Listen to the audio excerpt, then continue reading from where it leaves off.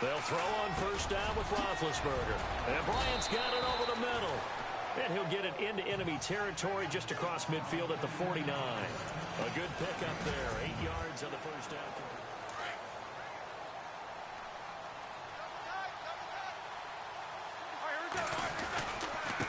And he'll give it here to his running back. And maybe a measure of revenge there. He's had his way in this one, but this time they get him behind the line. And they'll lose a yard that time, and that's going to lead to a third down.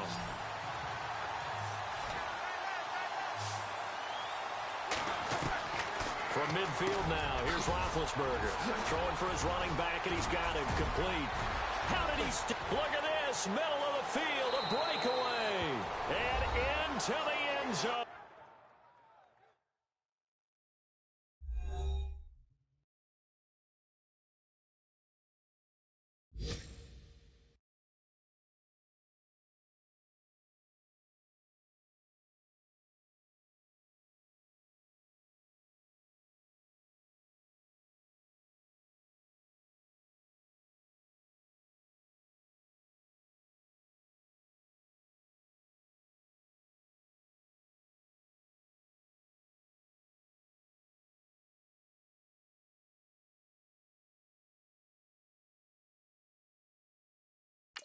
Touchdown, Pittsburgh. A big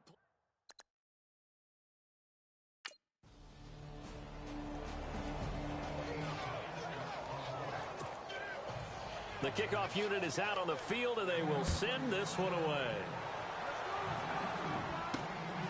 This one fielded at the 5. Oh, nice spin. Oh, that brought back bad memories. And he'll return this one all the way onto the other side of the field. In just about every special teams meeting, there's a discussion with the punter about his importance. Why? He can flip the field for your team defensively, move it deep into their own territory, or if you're backed up on offense, and he can hit a big punt and change field position and help his defense. In this case, though, field position got flipped by the return team. You can do it so many different ways on special teams. It's a Pittsburgh first down, a gain of 13. Throwing now, Roethlisberger on first down. And he gets this one all the way down inside the 20-yard line. And a nice gain of 21 yards.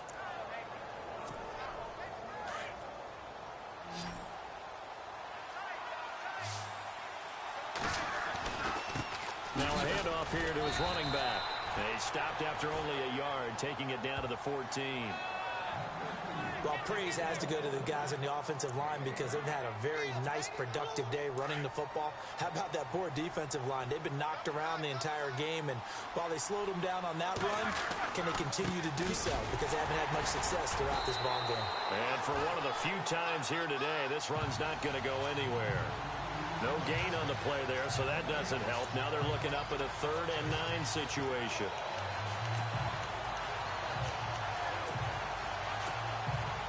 And on 3rd down, a nickel formation here defensively. So 2 minutes to go in a wild first half. More from Cleveland after this. A reminder coming up at this and every halftime this season, we'll be checking in with Larry Ridley in Orlando for highlights and analysis of our first half. LR, that's my man. That's your guy. Now the defense going to use the first.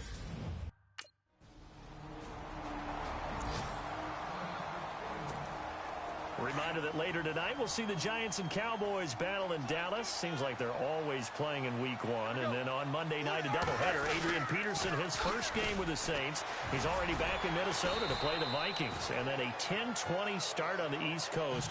It's the first game for the L.A. Chargers traveling to Denver. A nice AFC West matchup. Yeah, let me puff out my chest a little bit. Even though I'm not rooting for either team, that was a really nice defensive play. It's awfully fun to watch, even in an offensive game. He had a great move, but he'll still be stopped shy of midfield. 5 yards gets him back near the original line of scrimmage as they'll be left with a 3rd and long.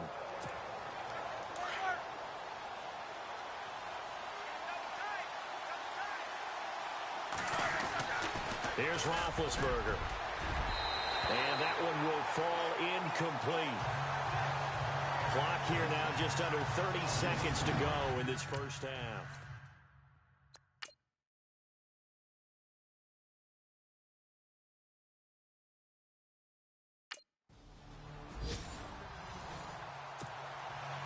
So both teams have their marching orders, and we'll get going again here in quarter number 3.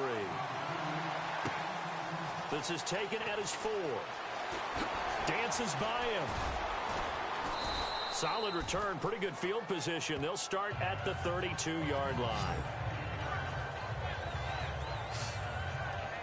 The Steeler offense now with a football. This is sort of what you would call a put-away drive, isn't it? They score here, especially a touchdown. It's almost out of reach. It certainly feels that way, and I think that they're going to call their plays accordingly, because what you really want to do, even though you know the scoreboard is still up there and the game's going to go on, you feel like you can take the spirit away from another team, that their drive and will to come back and win can be taken with another score right here. It's still third quarter, but you just get that feel. Yeah, they're teetering right there on the brink, aren't they?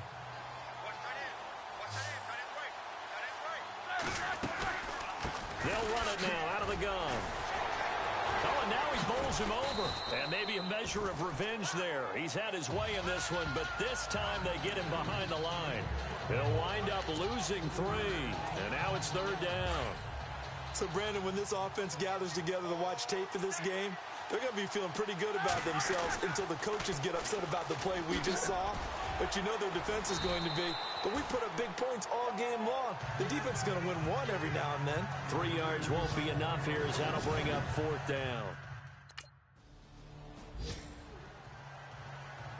Here's Britton Colquitt now, as he'll punt it away for the 4th time today.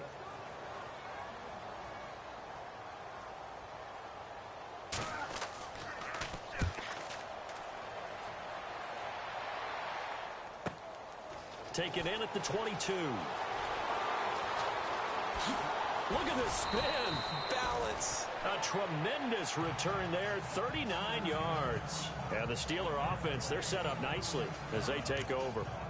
Getting set to go again as we look at the back, heading onto the field again. And there are the numbers. Got off to that torrid hot start. We thought he was in for maybe a career day. Not the case. No doubt about it. It almost looks like a misprint after what we saw in the first half. But let's give a little bit of credit to the guys on our side of the ball. They went in at halftime, made a few adjustments, and you know what else? They didn't lose their confidence in their ability to play. Because a lot of times you get beat down in the first half, it gets ugly in the second half. They've come out with a new resolve and a renewed determination. Now they'll run it on the toss. And now running right through it. Still fighting. And they do stop him, but he takes it all the way to the 2. That burst good for 20 and a first down.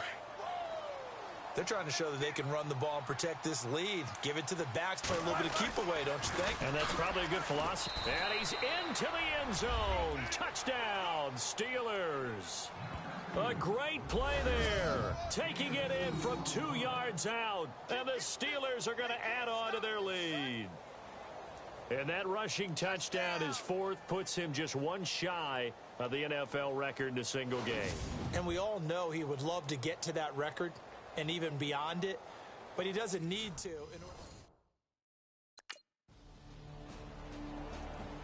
A scoring update from the southern edge of Ohio down in Cincinnati. And the Ravens have opened it up a bit, leading by a couple of scores. Joe Flacco, 3 touchdown passes thus far. Oh, what a juke into space. He's at the 40, the 20. And he's in for 6 and a Steeler touchdown. A great effort there. 99 yards. And the Steelers find a way to stretch their lead. It's been a back-and-forth game. A lot of points on the board. And that return right there kind of indicative of how this thing's gone.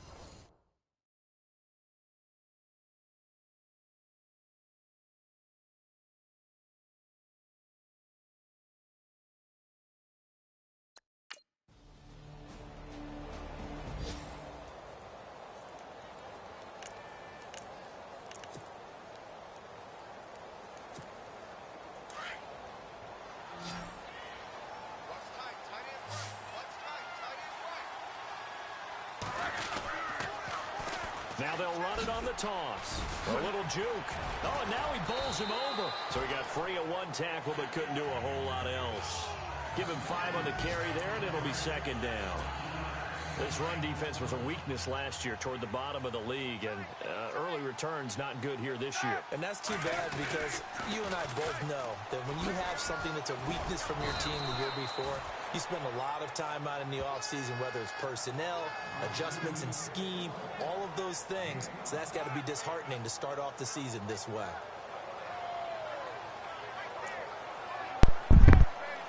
Ooh. Ooh. The offense on third down tonight, they've only converted.